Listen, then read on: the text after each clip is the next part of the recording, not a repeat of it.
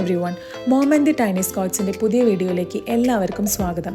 Thumbnail കണ്ട പോലെ തന്നെ ഇന്നൊരു ഈസി പീസി അടിപൊളി ചിക്കൻ കറിയാണ് കേട്ടോ. അപ്പോൾ എല്ലാവരും റെഡിയല്ലേ? എന്നാൽ പിന്നെ ആ പാൻ എടുത്ത് അടുപ്പത്തോട്ട് വെച്ചോളൂ. ആവശ്യത്തിന് വെളിച്ചെണ്ണ ഒഴിക്കുക പാനിലോട്ട്. വെളിച്ചെണ്ണ ചൂടായി വരുന്ന സമയത്ത് നമുക്ക് വലിയ ഉള്ളി ചെറുതാക്കി അരിഞ്ഞത് അതിലേക്ക് ആവശ്യത്തിന് ആഡ് ചെയ്യാം.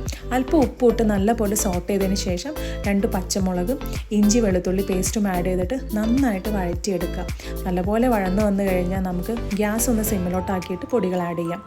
പൊടികളെന്ന് പറയുമ്പോൾ മഞ്ഞൾപ്പൊടിയും പിന്നെ മല്ലിയും മുളകും വറുത്ത് പൊടിച്ചതും മാത്രമേ നമ്മൾ ആഡ് ചെയ്യുന്നുള്ളൂ. ഇത് രണ്ടും ആഡ് ചെയ്തിട്ട് നന്നായിട്ട് മിക്സ് ചെയ്തെടുക്കുക.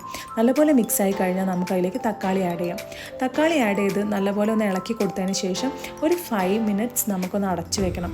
ആ സമയം നമ്മൾ തുറന്ന് നോക്കുമ്പോൾ തക്കാളി നല്ലപോലെ വെന്തുടഞ്ഞ് എണ്ണയൊക്കെ തെളിഞ്ഞ് വന്നിട്ടുണ്ടായിരിക്കും കേട്ടോ. ഇനി നമുക്ക് അതിലേക്ക് നമ്മൾ മഞ്ഞൾപ്പൊടി പുരട്ടി വെച്ചിട്ടുള്ള ചിക്കൻ ആഡ് ചെയ്ത് നല്ലപോലെ ഇളക്കി കൊടുക്കാം. ഈ സമയം നമ്മൾ വെള്ളമൊന്നും ആഡ് ചെയ്യേണ്ട കാര്യമില്ല കേട്ടോ. നല്ലപോലെ ഇളക്കിയതിന് ശേഷം ഒരു 5 to 10 മിനിറ്റ്സ് അടച്ചു വയ്ക്കുക.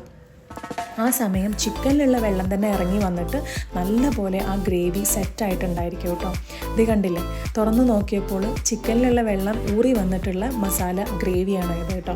ഇനി നമുക്കതിലേക്ക് ആവശ്യത്തിന് ചൂടുവെള്ളം ആഡ് ചെയ്തിട്ട് നമ്മളുടെ പാകത്തിനുള്ള ഗ്രേവി ആക്കി എടുക്കാം. ഇനി നമുക്കൊരു 10 മിനിറ്റ്സ് കൂടി വേവിച്ചെടുക്കാം കേട്ടോ. അപ്പോൾ ഇത്രയേ ഉള്ളൂ നമ്മളെ ചിക്കൻ കറി. ഭയങ്കര ഈസിയാണ്, എല്ലാവരും ട്രൈ ചെയ്ത് നോക്കണം കേട്ടോ. അപ്പോൾ ശരി, ടാറ്റാ, ബൈ ബൈ.